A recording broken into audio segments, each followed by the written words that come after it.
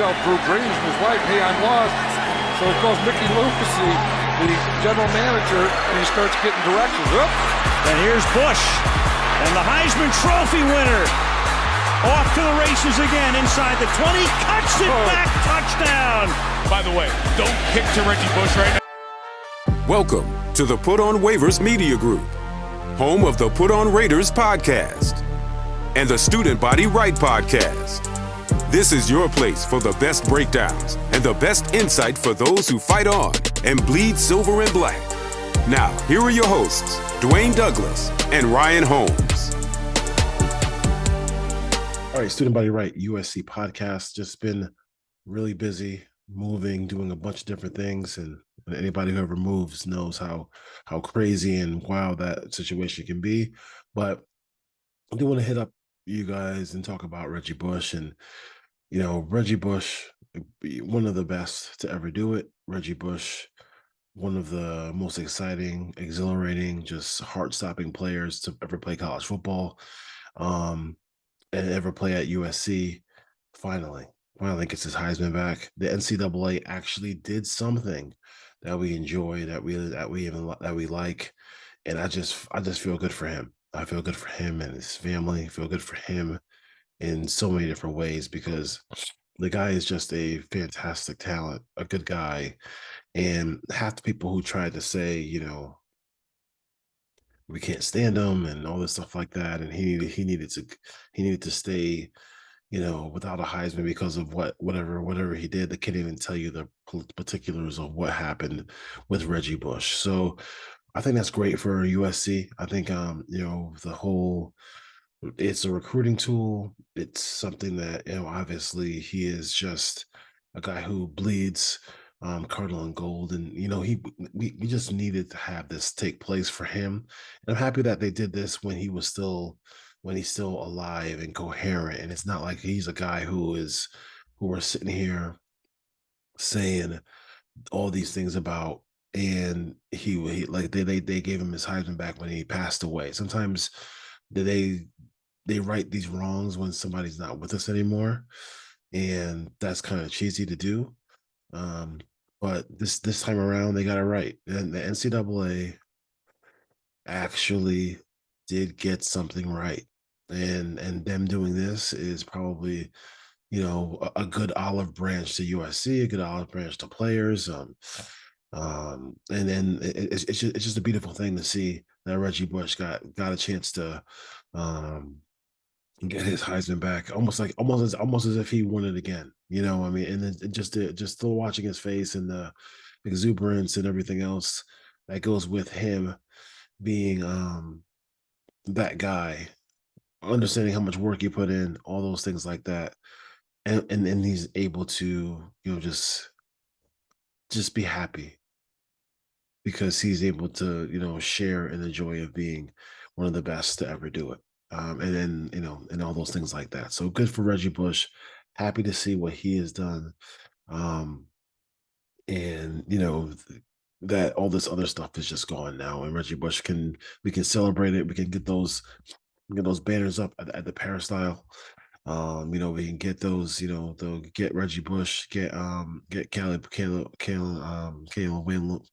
Williams as well up there.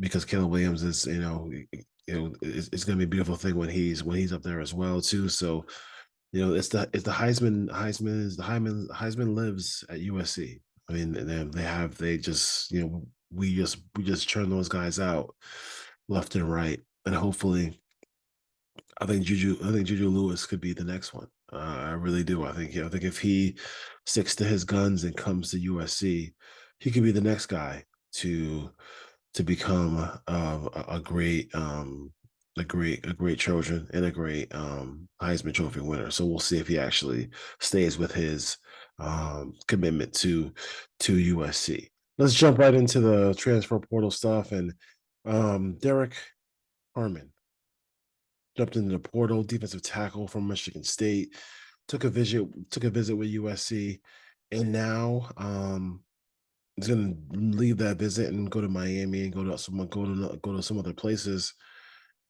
I think that, and I went over all some of the reasons some of the things to look for with transfer portal guys. And I gotta say, and shout out to USCJ for the update on Harmon. He's plugged in like nobody else.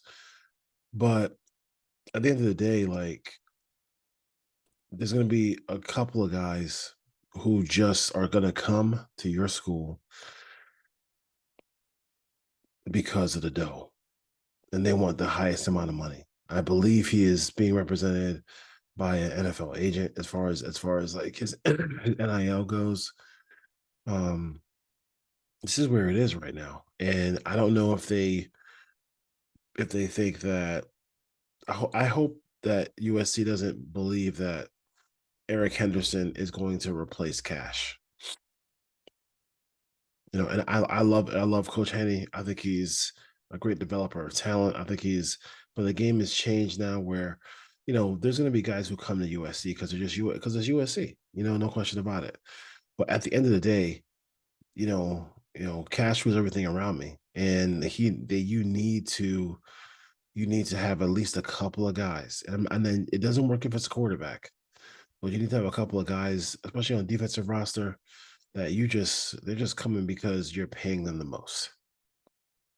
And whatever alignments to businesses that USC has in Los Angeles that hopefully the Hurricanes can't match, or whatever school whatever school he's visiting, like this is the missing piece to this defense.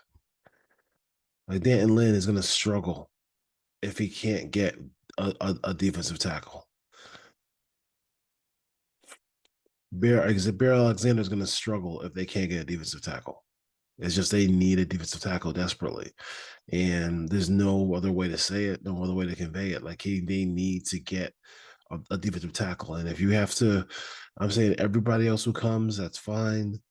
They come because they opportunity to if you're an offensive player, opportunity to get drafted, opportunity to learn from Lincoln Riley. That's all good, but at the end of the day, if you are a defensive player, and they're still trying to build that defense up because they have a chance to really be good this year on the defensive side. But the missing piece is a defensive tackle. We talked about this on the show before. The defensive backfield is really good. Talked about the linebacking core under Matt Entz is going to be upgraded as well. But all that's not going to work if they cannot get a defensive tackle. And hopefully they can. Before you know it, the portal will be done. But they have to get this done because there's no other way for this to work if they can't get a defensive tackle. They got to get hands off of Bear Alexander and let Bear Alexander go after the quarterback without having to go through 4 people to get there. Same way Latu did the year before. Two totally different players, totally different positions, but the premise is still the same. You want your best pass rusher to be able to go after the quarterback without being able to go through 5 different, people to go there. And it's that simple. So I know I'm not, I know everybody on Twitter, as soon as a defensive tackle goes into the portal, everybody says, they tweet, fight on, they say, come over, whatever. I don't go through all those things. I just say this, like, at the end of the day, like, it's time to get that thing going. It's time to put the screws in and get that position we need. I know Kyle Ford came back. I know some people, he had the best response talking about he was tripping. And I'm sorry, I was tripping. I came back to USC after being at UCLA for a year. But they gotta get this. I'm not saying it doesn't have to be Harmon. It could be whoever, but that position is just a hole. It's just a hole on this roster that they have to fill, and hopefully they are able to do that soon, because the portal will be closing soon. And then next thing you know, that's your team. Once the portal closes, that's your squad for the college football season. And this Trojan team is close. They're really, really close.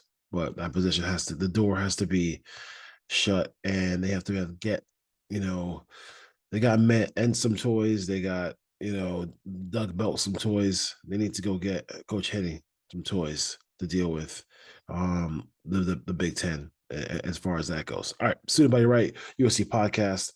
Again, Reggie Bush, we appreciate you. We love you. And he is something else. He's a great person, great player. Happy to see that him happy to see that number 5 is going to be laid out in all its glory in the Coliseum coming up this year. All right. Peace out. And always fight on, y'all. Fight on.